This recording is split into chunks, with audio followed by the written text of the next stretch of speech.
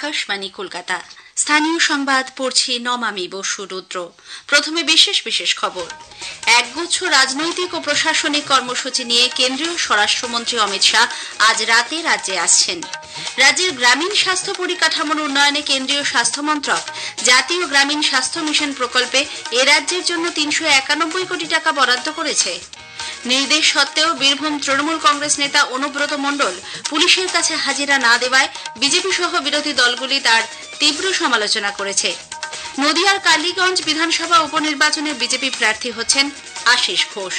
আজ বিশ্ব তামাক মুক্ত দিবস।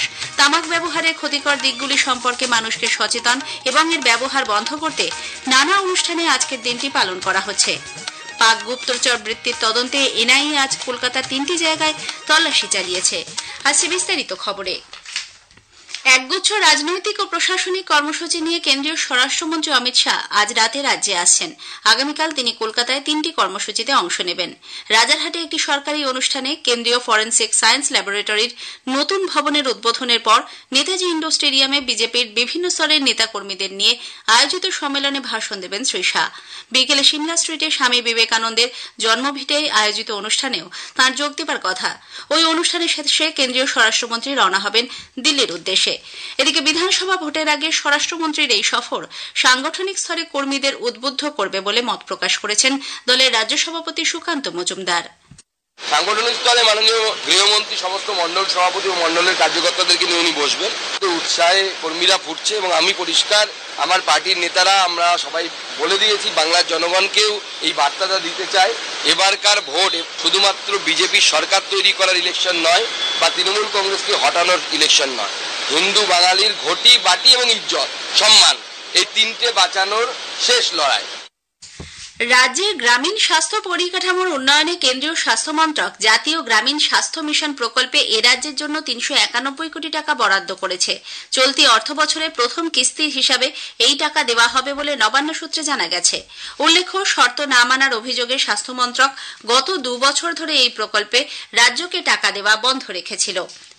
পুলিশের নির্দেশ সত্ত্বেও বোলপুর এসডিপিও দপ্তরে হাজিরা না দেওয়ায় বীরভূমের তৃণমূল কংগ্রেস নেতা অনুব্রত মণ্ডলকে আবার হাজিরার নোটিশ পাঠানো হয়েছে। অসুস্থতার কারণ দেখিয়ে তিনি আজকের হাজিরা এড়িয়ে যান। আগামীকাল বেলা 11টার মধ্যে তাঁকে সশরীরে এসডিপিও দপ্তরে হাজিরা দিতে বলা হয়েছে। অন্যদিকে অনুব্রতকে গ্রেপ্তারের দাবিতে বিজেপি সাঁইথিয়া থানায় অভিযোগ দায়ের করেছে। বিরোধী দলনেতা শুভেন্দু অধিকারী বলেছেন, কদর্য ভাষায় পুলিশকে আক্রমণ করে তারপর ক্ষমা চেয়ে নিলেই অপরাধ স্খলন হয় না। অনুব্রত মণ্ডলের ভাষা শুধুমাত্র আইসির পরিবারের মা বা তার স্ত্রীর প্রতি অসম্মান নয়, গোটা নারী জাতির অসম্মান। রাজনৈতিক লোকের ভাষা কি কদর্য ভাষা, তারপরে আপনি সোশ্যাল মিডিয়াতে ড্যামেজ হয়ে যাওয়ার পরে বলবেন যে এর সঙ্গে পার্টি যুক্ত নয়, বলে ক্ষমা চান। এটা ক্ষমা চাইলে হয়? বোলপুর আইসি স্ত্রী মা নয়, বাংলার প্রত্যেকটা নারীকে অপমান করেছে। এদিকে অনুব্রত প্রসঙ্গে তৃণমূল কংগ্রেসের শীর্ষ নেতাদের নীরবতা নিয়ে কংগ্রেস নেতা অধীর রঞ্জন চৌধুরী কটাক্ষ করেছেন। তিনি বলেছেন, পুলিশ শাসক দলের কৃতদাসে পরিণত হয়েছে। অনুব্রত মণ্ডল যেহেতু মুখ্যমন্ত্রীর অত্যন্ত প্রিয় পাত্র, তাই তার যাতে কষ্ট না হয় সে বিষয়টি নেত্রী দেখছেন বলেও মন্তব্য করেন অধীরবাবু। পুলিশ তার ভূমিকা কদর্য করে ফেলেছে, তৃণমূলের কৃতদাস প্রমাণ করে দিল। আমি চাইছিলাম পুলিশ সত্য দেখাক, পুলিশ বলছে না আমরা কৃতদাসত্ব দেখাবো। তার জন্য এটা হয়, যারা বঞ্চিত তাদের আন্দোলন করলে ডান্ডা পড়ে।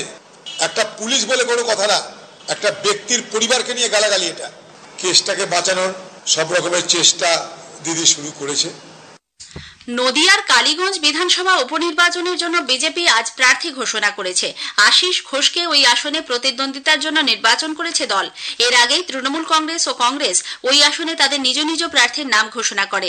প্রয়াত বিধায়ক নাসির উদ্দিন আহমেদের মেয়ে আলিফা আহমেদকে তৃণমূল কংগ্রেস প্রার্থী করেছে। কংগ্রেসের তরফে কবিল উদ্দিন শেখকে প্রার্থী করা হয়েছে। উল্লেখ্য, 19 জুন কালীগঞ্জ বিধানসভা উপনির্বাচনের জন্য এগিয়ে চলেছে মনোনয়নপত্র জমা দেবার কাজ। আগামী সোমবার 2রা জুন প্রার্থীপদ দাখিলের সময়সীমা শেষ হচ্ছে। পরদিন জমা পড়া মনোনয়নগুলি খতিয়ে দেখা হবে। 5 তারিখ প্রার্থীপদ প্রত্যাহারের শেষ দিন। 25 জুন ভোট গণনা। মালদা জেলা তৃণমূল সভাপতি আব্দুর রহিম বক্সির মেয়ে আসিফা শাবনামের সেচ দপ্তরে চাকরি পাওয়াকে কেন্দ্র করে বিতর্কের সৃষ্টি হয়েছে। এ বিষয়ে স্বজন পোষণ এবং চাকরি ক্ষেত্রে রাজনৈতিক প্রভাব খাটানোর অভিযোগ তুলেছে বিজেপি। দলের রাজ্য সভাপতি সুকান্ত মজুমদার এক্স হ্যান্ডেলে এক বার্তায় বলেছেন, যোগ্য চাকরিহারা শিক্ষক শিক্ষিকারা রাস্তায় চাকরি ফিরে পাওয়ার দাবিতে বসে দিন কাটালেও তাদের কোনো সুরাহা হচ্ছে না। এরই মধ্যে সেচ ও জলপথ দপ্তরের প্রতিমন্ত্রী সাবিনা ইয়াসমিন সেচ দপ্তরে এই চাকরি অন্যায়ভাবে করে দিয়েছেন বলে তার অভিযোগ।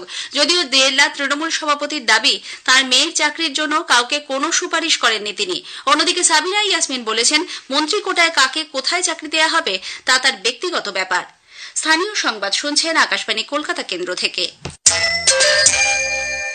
আমাদের সংবাদ শোনা যাবে ইউটিউব চ্যানেল আকাশবাণী সংবাদ বাংলা, ফেসবুক ও ইনস্টাগ্রাম আকাশবাণী সংবাদ কলকাতা এবং এক্স হ্যান্ডেল AIR নিউজ কলকাতাতে। আজ বিশ্ব তামাক মুক্ত দিবস। তামাক ব্যবহারের ক্ষতিকর দিকগুলি সম্পর্কে মানুষকে সচেতন এবং এর ব্যবহার বন্ধ করতে বিশ্ব স্বাস্থ্য সংস্থা হুর উদ্যোগে প্রতি বছর আজকের দিনটি তামাক মুক্ত দিবস হিসেবে পালন করা হয়। হু এর হিসাবে গোটা বিশ্বে 130 কোটি মানুষ তামাক ব্যবহার করেন, যা অকাল মৃত্যুর কারণ হয়ে দাঁড়িয়েছে। বিশ্ব তামাক মুক্ত দিবস উপলক্ষে আকাশবাণী সংবাদ বিভাগের একটি প্রতিবেদন।